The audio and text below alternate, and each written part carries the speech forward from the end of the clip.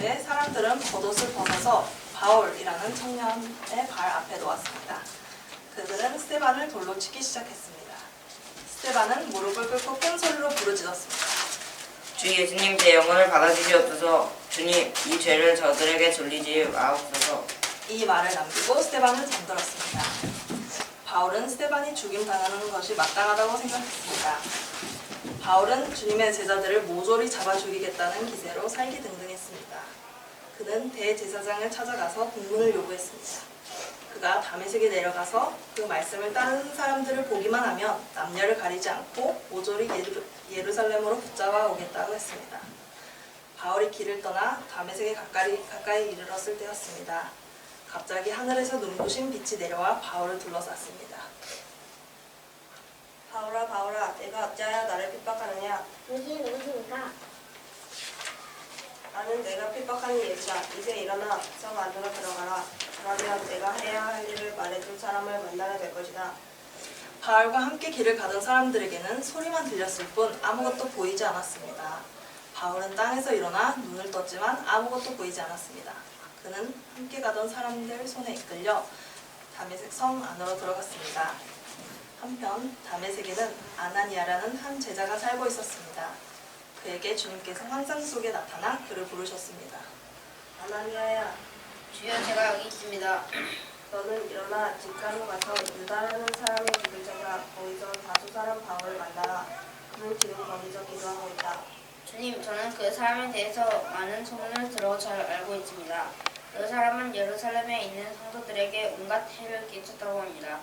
게다가 지금 그 사람은 대제사장으로부터 예수님의 이름을 부르는 자들을 모조리 체포할 수 있는 공문까지 받아가지고 이곳으로 왔다고 합니다. 너는 일어나 가거라. 그 사람은 내 이름을 이방 사람들과 그들의 왕들에게 또한 이스라엘 백성들에게 전하고자 내가 특별히 선택한 그릇이다. 그자가 내 이름을 위하여 얼마나 많은 고난을 받아야 할 것인지 내가 그자에게 보여줄 것이다. 아나니아는 일어나 바울이 있는 집을 찾아갔습니다. 아나니아는 바울에게 손을 얹고 말했습니다. 바울 형제여, 당신이 이리로 오는 도중 당신에게 나타나셨던 주 예수께서 당신을 다시 오게 하고 또 당신이 성령으로 충만하게 되도록 하기 위해 저를 여기 보내주셨습니다. 바로 그 순간 바울의 눈에서 비늘 같은 것이 떨어지더니 다시 앞을 보게 되었습니다. 바울은 자리에서 일어나 즉시 세례를 받았습니다. 이후 바울은 곧바로 그 회당에 가서 예수님께서 하나님의 아들이시며 그리스도이심을 힘써 증거했습니다. 오늘은 부활절입니다. 함께 예수님의 부활을 기억하고 그 생명의 소망을 나누는 날입니다. 부활의 기쁨이 여러분의 삶에 가득하길 바랍니다. 함께 요한복음 11장 25절에서 26절 읽어드리며 마무리하겠습니다. 예수께서 이르시되 나는 부활이요 생명이니 나를 믿는 자는 죽어도 살겠고 무릇 살아서 나를 믿는 자는 영원히 죽지 아니하리라. 아멘. 감사합니다. 잠시 어린아이들이 준비하였던 선극을 통해서 보았을 때 사도 바울이 다메섹에서 어떻게 예수님을 만났으며 예수님께서 사울에게 어떠한 말씀을 했는지를 우리는 선극을 통해서 살펴보았습니다. 당시 사울은요, 예루살렘에서 공식적으로 대제사장의 공문을 가지고 일명 그리스도인 체포조로 임명됩니다. 체포조지. 그래서 그는 예수 그리스도의 부활을 증거하는 그리스도인들을 박해하는데 가장 앞장섰던 사람이었습니다. 당시 사울을 비롯한 많은 유대인들은요, 그리스도의 부활을 믿지 않았습니다. 뿐만 아니라 사울 그는요, 그리스도의 부활을 증거하는 그리스도를 잡아 가두고 스데반처럼 돌로 즉결 심판하여 죽이는 것을 마땅히 여겼고 그것을 동조하였고 참석하였던 사람이었습니다. 그리고 열심으로 그리스도인을 핍박했던 사람이었거든요. 그런 그가 부활하신 예수님의 음성을 듣게 됩니다. 오늘 좀 전에 읽어보았던 사도행전 9장 4절에서 이러한 내용이 나오거든요. 사울아, 사울아, 내가 어찌하여 나를 핍박하느냐? 이때 사울은 물어봅니다. 누굽니까? 주여 누구시옵니까? 아마 그 하늘에서 들리는 음성이었기에 그는 불면코 이러한 현상을 익숙했던 것 같습니다. 사울도 기도하는 사람이었습니다. 바리새인 파적으로서 정기적으로 기도했던 사람이었고, 그리고 믿음의 사람들이 하나님의 영으로 하나님의 천사가 와서 말씀했던 것을 잘 알고 있었습니다. 근래에서도 그런 일들이 있었거든요. 바로 하나님께서 세례 요한의 아버지와 어머니에게 나타났던 그런 일들, 당시에는 이분들은 제사장들이었기 때문에 이러한 일들은 자연스럽게 다 소문이 퍼져 있었겠지요. 그래서 하나님의 영이 그들에게 역사하였고, 또한 목자들도 하나님의 천사들의 소리를 들었던 것들이 소문이 퍼졌을 것입니다. 이런저런 일들이 있었거든요. 사울은 아마 하나님의 음성이었을 거라 짐작했을 것입니다. 그리고 하나님의 음성이 자기에게 왔다고 확신했을 것입니다. 그는 의로운 일을 했다고 확신했을 것이며, 정당한 일, 그리고 법에도 규칙에도 위배되지 아니하는 정당한 일, 공적인 일이라 생각했을 것입니다. 그때 하늘에서 음성이 들리는 것입니다. 그 음성의 출처가 불명코 하나님께로부터는 음성이라 확신했을 것입니다. 그래야 이렇게 말합니다. 주여 누이시오니까. 그러나 그는 생각지 못한 말을 듣게 됩니다. 매우 충격적인 말을 듣게 됩니다. 나는 내가 박해하는 예수라. 나는 내가 핍박하는 예수라 하였습니다. 예수님께서 사울에게 내가 어찌하여 나를 핍박하느냐라고 질문하신 것은 뭘 의미할까요? 사울에게 어떤 답변을 요구하는 걸까요? 아니었습니다. 답변을 요구하는 것이 아니라 질문의 형식을 사용하여서 사울 스스로 자신의 행동을 스스로 돌아보고 깨닫게 하고자 하는 의도였던 것이지요. 겉으로는 질문처럼 보이지만은요, 겉으로는 부드러운 말로 보이지만 속에는 강한 질책이 있는 내용이었습니다. 이것을 질문형 책망이라고 하죠. 질문형 책망. 성경에 이러한 수사법들을 통하여서 이러한 질문형 책망이 종종 많이 나타납니다. 우리에게 잘 익숙하였던 창세기에서도 아담과 하와가 선악과를 따먹고 난 후에 하나님께서 그들에게 첫 음성을 나타낼 때도 이와 같았습니다. 하나님께서 아담에게 이렇게 말합니다. 내가 어디에 있느냐? 그리고 내가 어찌하여 이렇게 하였느냐라고 반문합니다. 이것은 질문에 대한 대답을 얻고자 하는 것이 아니죠. 그 질문을 통하여서 책망하고자 하는 것이었습니다. 이사야서에서도 이러한 내용이 나옵니다. 하나님께서 이사야를 통하여서 이렇게 말합니다. 하나님께서 내가 무슨 이렇게 많은 재물들을 누가 요구하였더냐? 내게 무엇이 내게 유익이 있겠느냐라고 반문합니다. 이 반문은 답을 요구하는 것이 아니라 그들에게 책망하고자 하는 것이었지요. 사울은 부활하신 예수님의 음성을 듣고 충격을 받습니다. 그리고 그는 회개합니다. 자신이 무슨 일을 행하였는지를 자각했던 것이겠죠. 자신이 열심으로 한 행동이 얼마나 하나님의 마음을 아프게 했는지 알게 된 것입니다. 자신은 법적으로, 공적으로 그는 공신력을 가지고 행동했다고 했으나 그가 그동안 한 행동이 얼마나 하나님의 마음을 아프게 했는지를 그는 발견하였습니다. 이후 회심한 사울은요, 그리스도의 부활의 신앙을 이제 그는 살아가기 시작합니다. 그동안에 그는 부활에 대한 예수 그리스도의 부활에 대해서 거부하였으나 이젠 예수 그리스도의 부활을 적극적으로 증거할 뿐만 아니라 자신이 예수 그리스도의 부활의 신앙을 함께 살아가고 있더라는 것입니다. 그러면서 그리스도의 사도로서 그리스도의 복음과 부활의 신앙을 여러 사람들에게 가르치고 증거하는 소중한 또 거룩한 사도로서 이 일을 감당합니다. 그런데 우리가 이곳에서 함께 잠시 머물러서 생각해 보려고 합니다. 저는 이 부분에서 머물러 생각해 보려고 합니다. 사울에게 예수님께서 이렇게 말합니다. 내가 어찌하여 나를 박해하느냐? 나를 어찌하여 핍박하느냐? 그러면서 이렇게 말합니다. 나는 너희가 핍박하는 예수라 하였습니다. 이 말씀을 좀 더 깊이 생각해 보아야 할 것들이 있습니다. 예수님의 짧은 이 두 마디는요, 사울 한 사람을 회개시키고 거룩한 사도로 세우는 것을 넘었습니다. 이곳에 우리는 저 집중해 보면 모든 그리스도인들에게 전하는 중요한 메시지가 발견되기 시작합니다.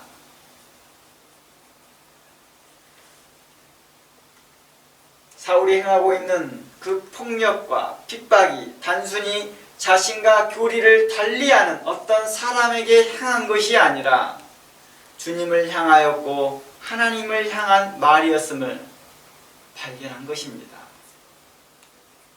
우리에게 이것을 전하고 있는 것입니다. 예수님은 성도 한 사람 한 사람뿐만 아니라 교회를 자신과 동일시 여기고 있다는 것입니다. 부활하신 예수님은 이제 우리와 함께 하시면서 임마누엘 하시면서 하나님의 모든 교회와 모든 성도들과 한 몸 되어졌음을, 하나 되어졌음을 말해주고 있는 것입니다. 사울은 이러한 사실들을 그 자리에 발견한 것이죠.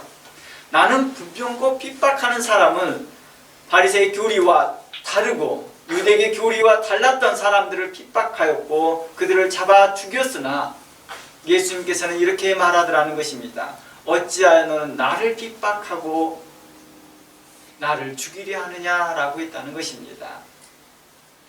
바로 이 목록을 통하여서 사울은 그의 서신서, 갈라디아서, 고린도서, 로마서 여러 곳에서 바로 이러한 내용들을 구체적으로 다루기 시작합니다. 주님과 우리가 하나 되어 있습니다. 우리는 한 몸입니다. 라는 것들을 많은 서신서를 통하여서, 그의 서신서를 통하여서 계속해서 강조되어졌습니다. 임마누엘 하나님이 교리로만 남아있는 것이 아니라 우리의 삶 가운데 함께하고 있음을 증거하였던 것이죠. 마치 한 몸처럼 우리 몸의 작은 지체 한 부위가 다치면 온몸이 그 고통을 느끼는 것 같이 예수님은 말씀하였습니다. 성도 한 사람이 우주에서 보면 아주 작은 먼지와 같은데 그 먼지와 같은 우리가 다치고 있거나 핍박을 받으면 주님께서 똑같이 마음 아프시더라는 것입니다. 고통을 똑같이 전달받더라는 것입니다. 사울이 기독교인을 박해하는 행위는 곧 예수님 자신을 박해하는 것과 마찬가지였고 하나님을 대적하는 것과 같았던 것입니다. 즉 예수님의 이 말씀은 그리스도와 주님의 그 교회가 결코 분리될 수 없는 한 몸 되어졌고 하나 되었음을 말해주고 있는 것이었습니다. 즉 교회와 성도를 향한 박해, 미움, 증오는 그리스도를 향한 증오요, 박해요, 미움이었던 것입니다. 성경은 바로 이러한 진리를 우리에게 드러내고 있었습니다. 사울은 그리스도의 사도로서, 그리스도의 제자로서의 사역을 하면서 이 부분을 굉장히 많이 강조하기 시작합니다.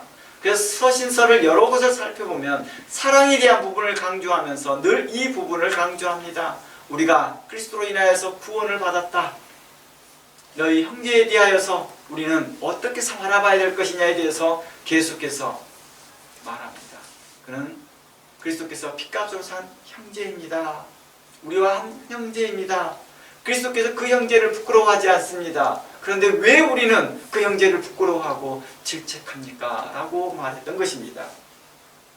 이처럼 그리스도인 개인뿐만 아니라 교회와 예수님이 동일시하는 관점은 성경 여러 곳에서 나타나는데 그 중에서 예수님께서 이렇게 말합니다.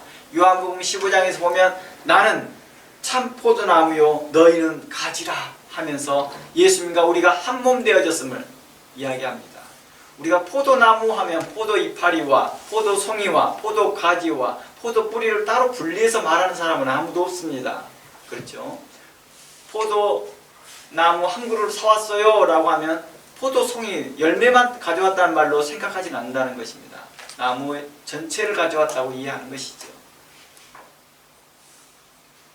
또한 성경은 이렇게 말합니다. 예수님께서 우리를 향하여서 신랑과 신부라고 표현합니다. 예수님을 신랑이요 우리를 신부라 말하였습니다.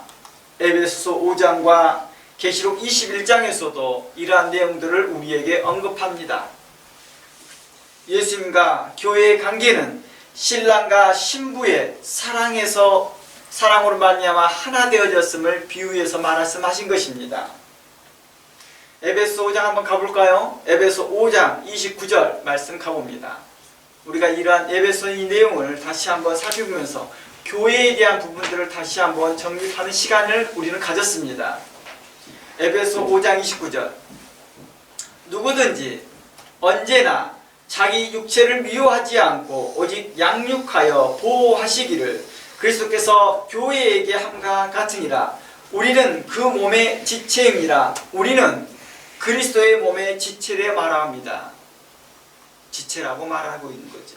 그러므로 사람이 부모를 떠나 그 아내와 합하여 그 둘이 한 육체가 되리라. 이 내용은 창세기에서 언급된 내용입니다.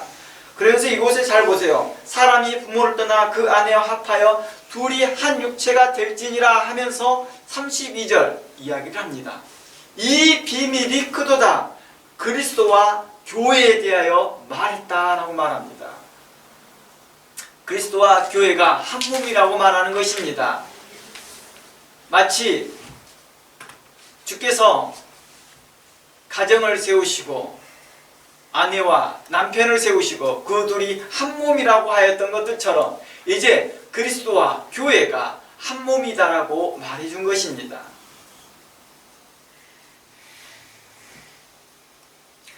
고린도전서 12장 한번 가봅니다. 고린도전서 12장 12절 말씀을 함께 고린도전서 12장을 가봅니다. 26절 한번 가볼게요. 고린도전서 12장 26절 말씀에 이러한 말씀이 있습니다. 만일 한 지체가 고통을 받으면 모든 지체가 함께 고통을 받고 한 지체가 영광을 얻으면 모든 지체가 함께 즐거워하느니라. 너희는 그리스도의 몸이요 지체의 각 부분이라 하였습니다. 바로 성경은 이렇게 말합니다. 그리스도와 우리의 관계가 한 몸이다 라고 말할 뿐만 아니라 우리의 모든 공동체가 서로 믿음이라는 그리스도를 믿는 믿음 안에서 연결되어 있음을 이야기하고 있습니다.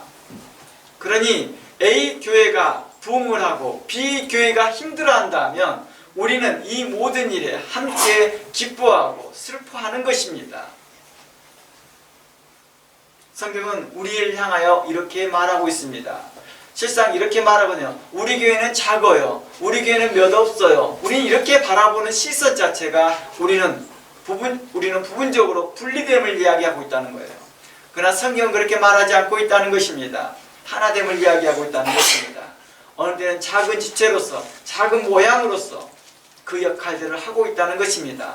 고린도전서 12장을 계속해서 이렇게 말합니다. 도리어 작은 지체가 더 요긴할 때가 있다라고 말합니다. 중요한 부분을 중요하게 하는 역할들을 할 때가 많다라고 말합니다. 물론 우리 중에 큰 메가처치도 있고 중형교회도 있고 대형교회도 있지만 그들의 큰 역할들이 있습니다. 그렇다고 해서 작은 교회 역할들이 없느냐? 그렇지 않더라는 것입니다. 하나님께서는 그들의 그 교회에도 그만한 거룩한 일들을 맡기시고 그에 합당한 일들을 하게 하였다는 것입니다. 그런 거 있더라고요. 한 사람이 교통사고 나서 발을 다쳤어요. 그런데 손가락을 다 뭐 해놨어요? 기부스를 해놓으니까 긁지를 못하는 거예요. 바로 이러한 부분처럼 우리에게 있어서 작은 손톱과 작은 발톱 같은 그런 역할들도 우리에게 무언가를 하게 하시더라는 것입니다. 그러니 너희는 서로 비방하지 말라, 판단하지 말라, 또한 자기 스스로도 자기 자신을 향해서 뭐하지 말라, 평가하지 말라는 거예요. 절하평가하지 말라는 거예요. 사도 바울은 그럽니다. 나는 나를 내가 평가하지 아니하노라. 사도 바울은 자신에 의해서 그리스도께서 평가하실 것을 말씀하고 있는 것입니다. 내가 거룩해진 것이 내 스스로 내 행위로 내 의로 말미암아 거룩해지지 아니하고 주께서 우리를 거룩하다 하심으로 말미암아 거룩해진과 같이 하나님의 은혜로 되어진과 같이 성경은 우리의 판단을 의지하지 아니하고 하나님의 명령으로, 하나님의 주권적인 은혜로 우리가 거룩해졌다 말하고 있었습니다. 그러니 오늘날 각 교회 지체들을 향하여서, 각 교회들을 향하여서 서로 하나 되어지고 사랑 가운데 행하라 하신 말씀이 오늘의 이 말씀의 부활절에 합당한 말씀이라 봅니다. 우리는 부활을 맞이하였습니다. 부활절을 맞이하며 감사합니다. 그러나 우리에게 말하고자 하는 핵심은 이거였습니다. 사울은 그리스도를 믿는 자들을 핍박하였을 때 하나님과 성도들이 하나 되었음을 알지 못했고, 지각하지 못했고, 자각하지 못했습니다. 그는 이제 발견하였습니다. 와우! 저 작은 무리들을 그냥 공문서 하나 받아가면 압도할 수 있는 그런 작은 무리인 줄 알았더니 그리스도를 만나고 보니 그의 뒷배가 하나님이심을 알게 된 겁니다. 그리고 그는 발견합니다. 오, 나의 뒷배가 하나님이시구나. 또한 나의 뒷배가 나를 구원하신 예수 그리스도이구나 하는 걸 발견하게 된 것입니다. 오늘날 여러분에게도 이 은혜가 있습니다. 그러므로 이렇게 말합니다. 몸의 지체가 서로 다른 기능을 하지만 한 지체가 고통을 느끼면 온몸이 함께 느끼듯이 우리는 교회를 향하여서 또 한 교회의 성도들을 향하여서 이러한 마음을 갖는 것입니다. 이러한 것들을 훈련을 통해서 배워지기도 합니다. 교회의 한 부분이 어려움을 겪으면 전체가 함께 아픔을 나눌 수 있는 그런 마음들 가져야 된다는 것입니다. 그리스도의 몸된 교회의 모습이라는 것이죠. 이게 바로 하나님께서 우리를 향하신 뜻이라고 말합니다. 예수님은 우리 몸의 머리가 되시며 교회를 다스리시는 교회의 주초가 되시고 있다는 것입니다. 그러므로 예수님께서 내가 어찌하여 나를 박해하느냐, 나는 내가 핍박하는 예수라 하신 이 말씀은 단순히 사울이라는 개인을 꾸짖어 그를 회개케 하고 사도로 세우는 것에 머무르지 아니하고 예수님과 그리스도인 한 사람 한 사람뿐만 아니라 그리스도의 모든 공동체 함께 하시는 한 분이며 함께 하시는 분이시오 우리와 한 몸 되었음을 우리에게 선포하는 말씀이라는 것입니다. 우리에게 중요한 이것은 감추어진 비밀이며 또한 우리에게 큰 위로가 되는 말씀이라는 것입니다. 사도 바울은 이렇게 말합니다. 좀 전에 읽어봤던 에베소 5장에서도 이게 큰 비밀이라, 감추어진 비밀이라 그리스도와 교회에 대하여 말하노라 함과 같이 이것은 감추어진 비밀인데 드러난 것입니다. 실상 세상 사람들의 눈에는 감추어져 있는 것입니다. 가려져 있는 것입니다. 우리는 하나님과 함께 되어 있음을, 그리스도와 함께 된 자인 것을 알지 못하는 것이죠. 그러나 우리는 이것을 복음이라 말합니다. 그리고 그들에게 증거합니다. 우리와 함께 하신 이는 하나님이시다. 내가 사망이 음침한 골짜기를 갈지라도 내가 어느 때는 헤어나오지 못할 깊은 터널 속에 걷는 것처럼 보이지만 나는 나를 인도하시니가 하나님이시며 나와 함께 하시니가 하나님이심을 믿고 살아가는 자를 향하여 그리스도인이라 하였다는 것입니다. 특히 당시 큰 환난과 핍박과 어려움 중에 있는 성도들에게 예수님의 이 말씀은 큰 위로가 되었을 것입니다. 사도행전을 통하여서 사도 바울에 있었던 일들을 기록되어주고 증거할 때 많은 사람들이 위로를 받았을 것입니다. 또한 사울은 자신이 회심하여 많은 그리스도인들을 만나면서 저 회심했어요. 아니 당신 전에 우리를 죽이려 하지 않았습니까? 할 때 자신이 증명합니다. 아닙니다. 나는 이제 알았습니다. 그리스도께서 당신의 편이라는 것을. 그리스도께서 당신들의 편이라는 걸 발견했습니다. 바로 제가 어느 날 당신들을 죽이려고 다메섹에 가는 동안에 주께서는 제게 나타나셨고 제게 말씀하였습니다. 나는 불명코 당신들을 죽이려고 하였고 당신들을 잡으려고 하였으나 주께서는 이렇게 말씀하십니다. 어찌하여 나를 핍박하느냐? 나는 너가 핍박하는 예수라 하였습니다. 나는 당신들을 핍박하는 이 행위가 나는 하나님을 대적하는 일이요 하나님을 향하여 내가 하나님 앞에 큰 죄를 짓는 죄인인 것을 알게 되었습니다. 아마 이러한 메시지가 많은 사람들에게 사울의 그 복음이 진리인 것을 알게 했던 것입니다. 또한 이 말씀을 들었던 사울의 말을 들었던 사람들이 성도들이 어땠을까요? 큰 위로를 얻었다는 것입니다. 그래, 주님께서 나와 함께 하시는구나. 주님이 나를 사랑하시는구나. 이러한 사실들을 발견하면서 그들이 그러한 핍박과 어려움들을 이겨나갈 수 있었던 것입니다. 오늘날 성도들에게도 이 말씀은 위로가 됩니다. 그리스도는 어제나 오늘이나 영원토록 변함없이 우리를 사랑하시고 우리와 함께 하시는 하나님이십니다. 부활절을 맞이하여서 이 부활은 바로 이 신앙을 우리에게 말해주고 있었습니다. 이것은 우리에게 중요한 교리이며 교훈인 것입니다. 우리가 잊지 말아야 될 교훈이고 잊지 말아야 할 교리인 것입니다. 하나님이 우리와 함께 하신다는 것입니다.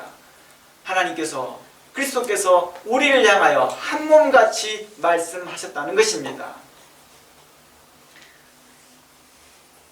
이제 더 나아가 교회에 대하여 이야기합니다. 우리가 교회 안에서 형제끼리 미워하고 증오하고 다투는 것은 어떠한 모습일까요? 이는 예수님께 향하는 폭력적인 태도라는 것입니다. 이는 우리를 구원하신 예수님과 우리 안에 계신 성령님을 근심케 하는 일이라는 것입니다. 내가 형제를 미워하고 증오하고 있다는 것은 예수님께 향한 폭력적인 일이요 예수님께 향하여 죄를 짓는 것이라 말하였습니다. 심지어 사울처럼 법적인 근거를 갖고 공식적인 어떤 지지를 받는다 할지라도 하나님의 뜻에 합한 일이 아닐 때는 우리 안에 계신 성령님과 예수님은 근심하더라는 것입니다. 내가 하는 것이 교회법에도 맞고 내가 하는 것이 성경의 근거도 있고 내가 하는 것이 여러 사람들의 지지를 받는다 할지라도 만일 이것이 하나님의 뜻에 부합되지 않는다 한다면 성령님과 예수님은 근심하더라는 것입니다.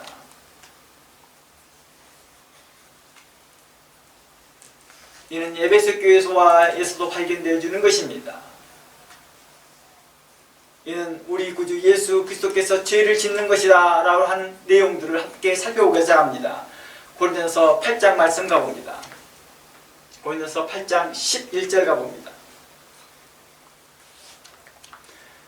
고린도서 8장 내용에서는 이러한 내용이 나옵니다. 먹는 문제를 가지고 이야기합니다. 그러나 믿음이 있는 사람들은 먹는 것에서 좀 자유로웠습니다. 그러나 믿음이 연약한 사람들은 먹는 것에서 부담을 느꼈습니다. 그리고 이것에 대해서 여러 가지 생각을 갖게 했습니다. 그러나 이렇게 말합니다. 고린도서 8장 11절에 그러면 내 지식으로 라고 하는 것은 좀 성숙한 사람들이라는 거예요. 성숙한 사람들이 아니면 그에 대한 성경적 근거의 지식을 가지고 있는 사람을 말합니다. 그 지식을 그 믿음이 약한 자가 멸망하나니 그는 그리스도께서 위하여 죽으신 형제라 라고 말합니다. 만일 너희가 나의 교훈과 성경에 대한 근거를 가지고 행동했다 할지라도 믿음이 연약한 사람이 그걸 수용할 만한 능력이 없는 사람을 배려하지 않고 있다 한다면 이는 사랑으로 행하지 않는 것입니다 라고 했던 것입니다.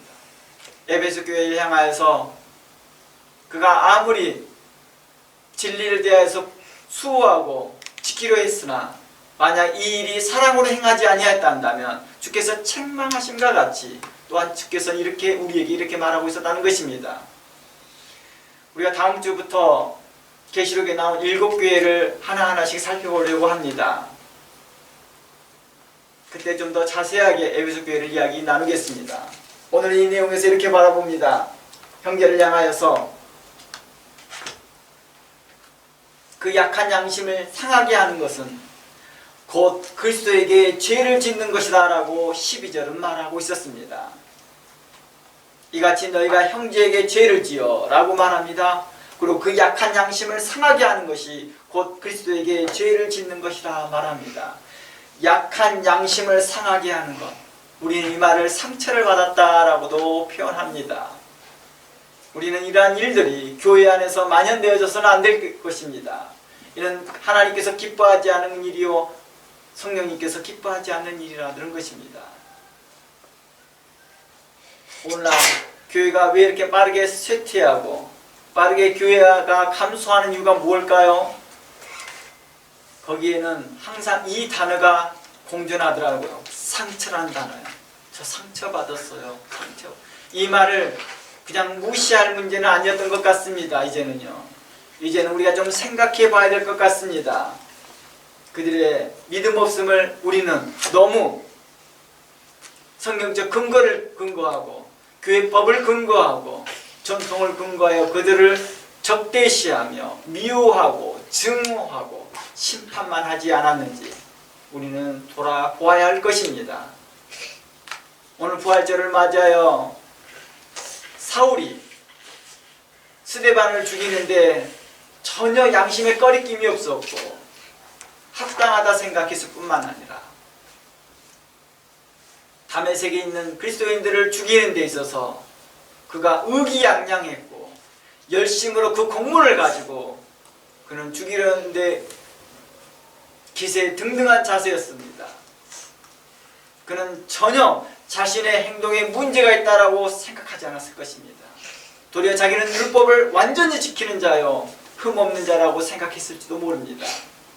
바리새인 중에 바리새인이요 가장 고급 교육을 받았던 가말리엘 가문에서 바리새파 교육을 받았던 그였기에 그는 그 누구도 자신을 함부로 평가할 자가 없을 거라 생각했을지도 모릅니다.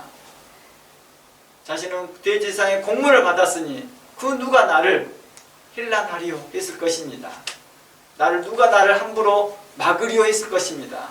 그러나 그리스도께서는 그를 향하여 나타납니다. 그리고 가로막습니다. 어찌하여 나를 핍박하느냐? 어찌하여 나를 핍박하느냐? 나는 너가 핍박하는 예수라 하였습니다. 우리가 형제에 대하여서 너무 지나친 것을 요구하고 너무 타이트한 것을 요구하면서 그가 마음의 상처를 받고 마음에 힘들어하는 것을 보면서 그가 믿음 없어서 저래, 신앙이 없어서 저래 라고 쉽게 철학평가하지 않기를 원합니다. 우리가 그들에게 마음에 공감할 수 있는 그런 너그러운 마음 갖기를 원합니다. 자칫 우리가 그리스도께서 피값으로 산 그 형제를 정죄하는 그러한 죄를 범할 수도 있는 것이었고 그것이 그리스도께 향하여 죄를 짓는 것일 수도 있기 때문입니다. 다시 한번 봅니다. 고린도전서 8장 11절에 말합니다. 그는 그리스도께서 위하여 죽으신 형제다라고 말합니다. 그리스도께서 그 형제를 위해 죽으셨대요. 내가 전도했다 할지라도 내가 양육했다 할지라도 그리스도께서 그를 사랑하신 자라는 것을 명심해야 할 것입니다. 그리고 그 형제에 대하여서 우리가 미움과 증오하는 마음을 갖고 있다 한다면 이는 그리스도에게 죄를 짓는 것이라 하였던 것입니다. 그러므로 13절에 이렇게 말합니다. 그러므로 만일 음식이 내 형제를 실족하게 한다면 나는 영원히 고기를 먹지 아니하여 내 형제를 실족하지 않게 하리라 하였습니다. 이 말은 무엇일까요? 내가 고기를 먹는 일로 인하여서 어떤 사람은 고기를 못 먹는 사람이 있습니다. 그러나 이 일로 인해서 어떤 형제가 실족한다 한다면 나는 그 형제가 있는 곳에서는 내가 영원히 고기를 안 먹겠다는 것이죠. 이 말을 오해하여서 한 번의 그 사건 때문에 다른 어디에서도 나는 고기를 안 먹겠다 이런 뜻이 아닙니다. 그 형제가 있는 곳에서는 말하는 것입니다. 그 형제를 세우고자 한다는 의지지요. 그가 그리스도 안에서 그 형제가 성숙하고 이해하고 고맙습니다. 사도 바울 나를 위해서 오랫동안 참아주고 나를 오랫동안 해서 그걸 먹지 아니하고 절제해 주신 거 고맙습니다. 이제 저 알았습니다. 그리스도의 복에 대해서 나도 성숙했습니다. 그러니 함께 교제하고 떡을 나누시죠. 이때 되는 어때요? 함께 나눠야죠. 아닙니다. 저는 그때 각오했습니다. 하나님께 서약했습니다. 난 절대 고기 안 먹는 걸로. 그래 당신하고 이제 안 먹습니다. 이렇게 하는 거 어떨까요? 이건 또 죄를 짓는 거예요. 어리석게. 자신의 신념과 자신의 고집으로 그걸 주장하면서 그 형제에 대해서 형제와 함께 용납하는 법을 잘 모르는 것이죠. 그리스도는요 우리에게 유연함을 갖게 하였습니다. 물처럼 유연하라고 말합니다. 물처럼 유연하게 살라고. 그리스도의 법이 우리에게 이렇게 말합니다. 요한일서 3장 15절 말씀을 가봅니다. 요한일서 3장 15절입니다. 요한일서 3장 15절.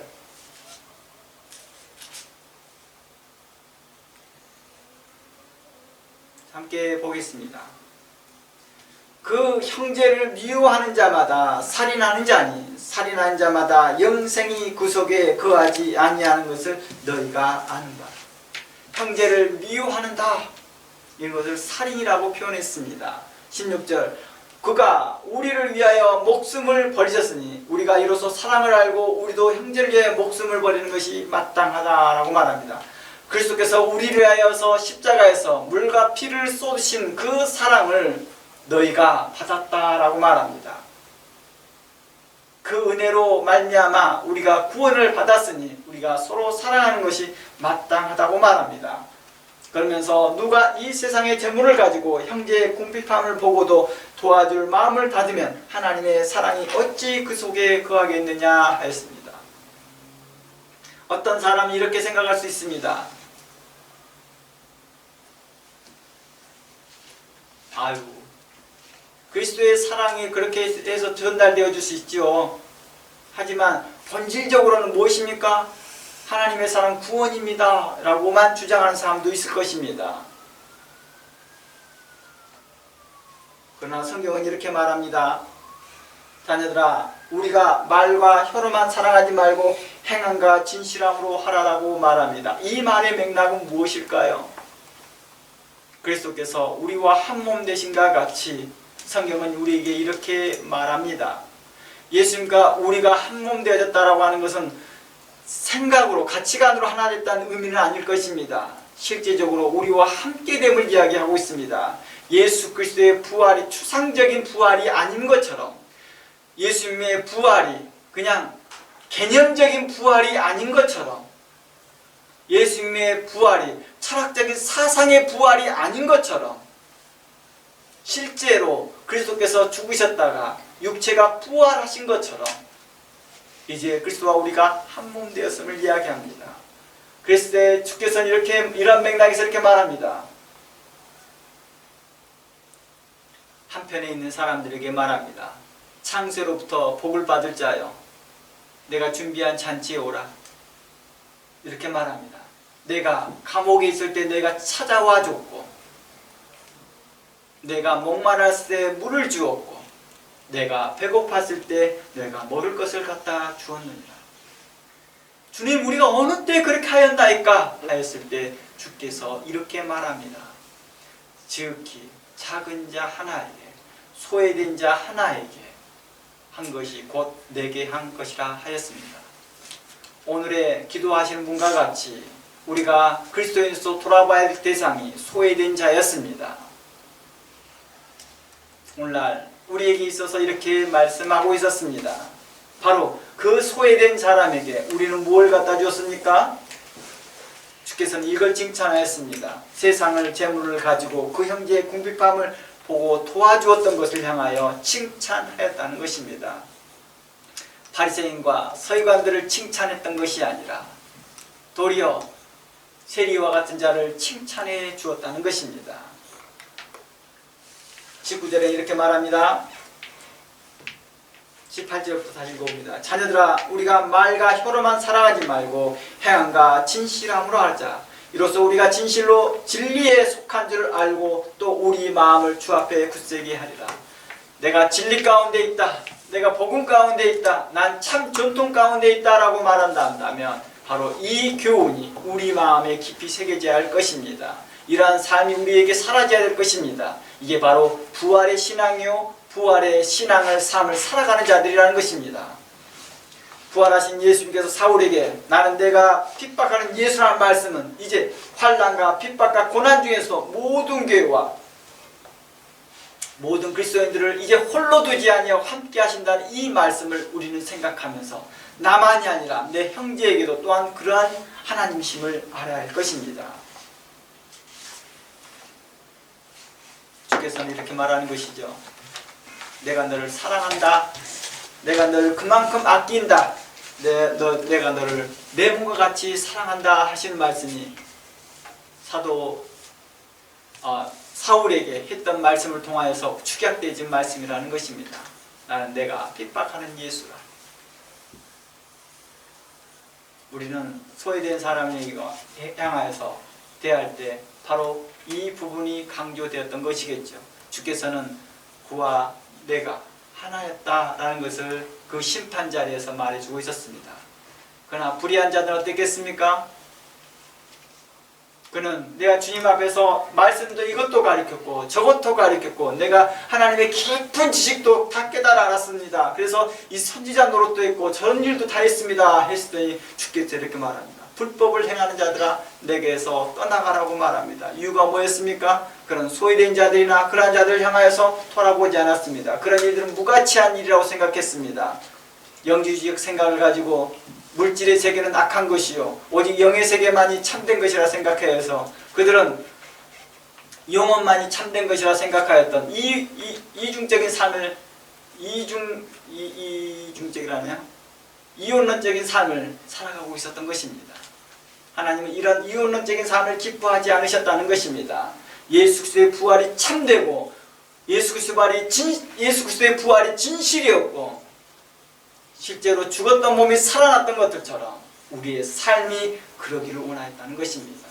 그러므로 히브리서 11장은 이렇게 말합니다. 우리의 믿음은 어떤 거냐? 추상적인 믿음이 아니요 실제입니다 라고 말하였던 것입니다. 그런즉 우리는 이렇게 살아야 할 것입니다. 골로새서에서는 이렇게 말합니다. 데살로니가 전서입니다. 데살로니가 전서 5장 10절입니다.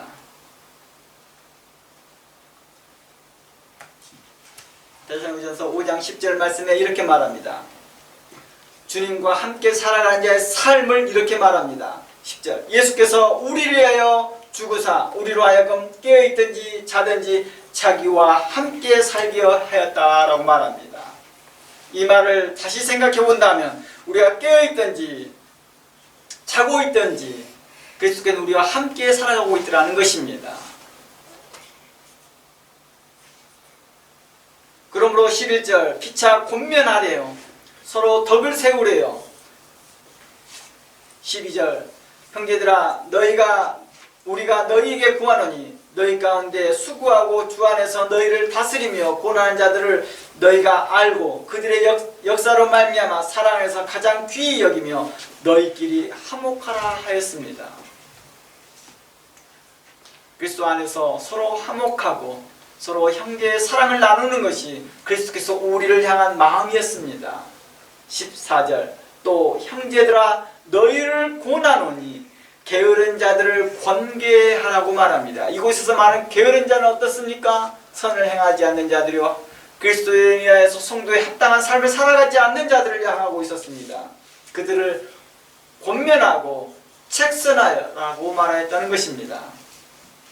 그리고 마음이 약한 자들을 격려하래요. 아까 좀 전에 믿음이 연약하여서 뭘 먹지 못하는 자들 그런 사람들을 격려하라고 말합니다. 당신 잘하고 있습니다. 더 이제 성숙하기를 바랍니다. 격려해 주는 것이죠. 부족하고 잘못된 자들에 대해서는 책망하고 연약한 자들에게서는 격려하고 힘없는 자들을 붙들어 주라고 말합니다. 그들을 향하여서 질책하고 그들을 향하여서 판단만 하지 말고 그들을 붙들어 주라고 말합니다.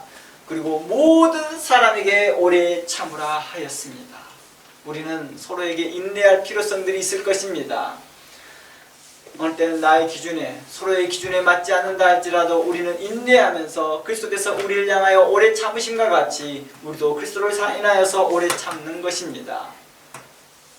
그러면 15절에 이렇게 말합니다. 삼가 누가 누구에게든지 악으로 악을 갚지 말고 라고 말합니다. 누가 내게 악을 행했으니 안갚음을 하지 말고 이 일에 대하여 기도하는 것입니다. 예수님께서 이렇게 말합니다. 오른밤을 치는 자를 왼밤을 내어달라 함과 같이 원수를 위하여 기도하라 함과 같이 우리는 그들을 향하여서 그러한 마음까지 가질 수 있는 그 거룩한 마음 가지라고 말합니다. 그리고 서로 대하든지 모든 사람을 대하든지 항상 선을 따르라고 말합니다. 이곳 항상 선을 따르라는 것은 의롭게 행하라는 것입니다. 항상 정의롭게 생각하라는 것이었습니다. 16절에 항상 기뻐하라, 쉬지 말고 기도하라, 범사에 감사하라. 이것이 그리스도 안에서 우리를 향하신 하나님의 뜻이라 하였습니다. 본문을 자세히 살펴봅니다. 항상 선을 따르래요. 항상 기뻐하래요. 쉬지 말고 기도하래요. 범사에 감사하래요. 이것이 하나님께서 우리를 향하신 뜻이래요. 내 안에 계신 그리스도께서 우리를 향한 마음이래요. 그리스도께서 우리와 한 몸 되신 그 이유가 내가 내 의지대로 내 생각대로 살지 아니하고 그리스도의 마음대로 그리스도의 생각대로 살기를 원하였던 것입니다. 이 고백이 바로 갈라디아서의 말씀에 말합니다. 2장 가봅니다. 갈라디아서 2장 20절 말씀에 그 유명한 말씀이 이렇게 나옵니다. 내가 그리스도와 함께 십자가에 못 박혔나니 그런즉 이제는 내가 산 것이 아니요 오직 내 안에 그리스도께서 사신 것이라.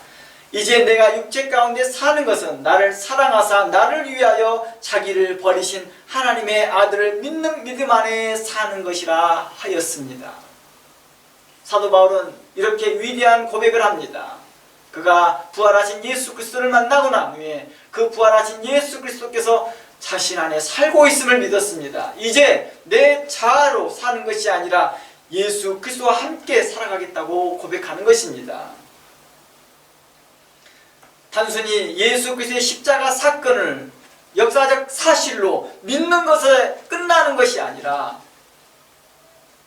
내 옛 자아가 예수 그리스도와 함께 죽었다라는 그 사실들을 인정하는 것입니다. 이제 내 자아로 살아가는 것이 아니라 예수 그리스도의 성품으로 살아간다는 것입니다. 그러니 우리에게 날마다 하나님의 말씀이 필요했던 것입니다. 그래서 이것을 이해하기 위해서 예수님께서 우리에게 이렇게 말합니다. 나는 포도나무요 너희는 가지라. 나를 통해서 모든 수액 모든 영양분이 공급되어지니 그 말씀에 거하라 했던 것입니다. 그런즉 이제는 내가 사는 것이 아니요 내 안에 그리스도께서 사는 것이라고 말합니다. 옛 자아가 죽고 내 옛 자아가 죽고 옛 사람이 죽고 이제는 우리의 힘으로 사는 것이 아니라 우리 안에 계신 예수 그리스도의 생명으로 살아간다는 것입니다. 이제는 더 이상 내 노력으로 살아가는 것이 아니라 하나님의 은혜로 살아간다는 것입니다. 이것이 바로 이제는 내가 사는 것이 아니요 오직 내 안에 그리스도께서 사는 것이라 하는 말인 것입니다. 이 맥락이요. 내가 하나님의 은혜로 살아갑니다. 이제 내가 사는 것이 아닙니다. 이제는 나는 더 이상 혼자 있는 독립체가 아닙니다. 그리스도께서 함께한 자입니다. 이제 나는 그리스도를 본받는 자입니다. 그리스도의 성품을 본받는 자입니다. 신부가 신랑의 성품을 본받는 거예요. 신부가 신랑을 본받아 가려고 하는 거예요. 신부가 이제 더 이상 자신의 옛사람으로 살아가는 것이 아니라 신랑 대신 예수 그리스도께 한 몸 되어져서 이제 그리스도와 하는 모습처럼 그리스도께서 하는 성품과 그리스도의 마음대로 그리스도의 마음을 본받아 살아가는 것입니다. 그분의 생각, 그분의 감정, 그분의 행동에 맞춰져 있는 것입니다. 이것이 무엇이 하나님의 뜻인지 무엇이 그리스도의 뜻인지를 분별하는 것입니다. 그것이 보았을 때 데살로니가서 이렇게 말합니다. 사나 죽으나 그리스도와 함께하는 자요. 항상 주께서 이렇게 말합니다. 선을 행하라. 의롭게 행동해라. 항상 감사하는 자가 되라. 항상 기뻐하는 자가 되라. 항상 기도하는 자가 되라 하였다는 것입니다. 그러므로 이제 내가 육체 가운데 사는 것은 나를 사랑하사 나를 위하여 자기 자신을 버리신 하나님의 아들을 믿는 믿음에 사는 것이라는 것입니다. 현재 우리가 육신을 입고 살아가는 것은 우리의 행위나 능력이 아니라 우리의 노력이 아니라 우리를 향하신 하나님의 아들을 믿는 그 사랑, 하나님의 아들의 그 사랑, 그를 믿는 믿음으로 살아가고 있다는 것입니다. 우리를 사랑하사 모든 물과 피를 쏟으시고 3일 만에 죽음에서 부활하신 예수 그리스도를 믿는 믿음으로 우리는 살아간다는 것입니다. 그분이 함께합니다. 부활하신 예수 그리스도와 우리 함께합니다라는 그 믿음으로 살아가는 것입니다. 이것이 내가 육체 가운데 사는 것이 아니라 나를 사랑하신 그 그리스도의 믿는 믿음으로 살아가는 것입니다.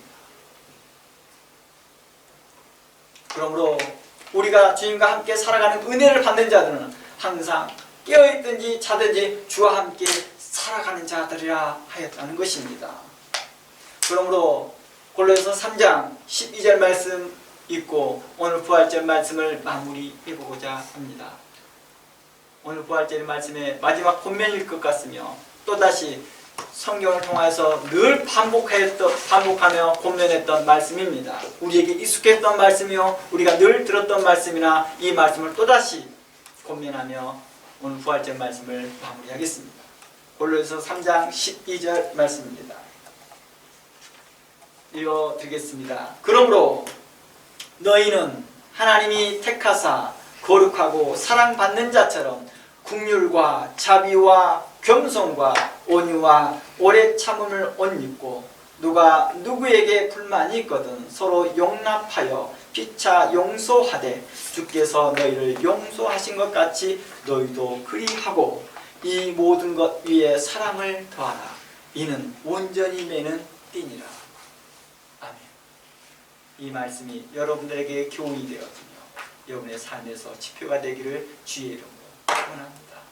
주님은 여러분과 함께 하시며 여러분과 한 몸 되어져 있으며 우리를 사랑하시며 우리를 끝까지 지키시는 하나님이십니다. 다 함께 기도합니다.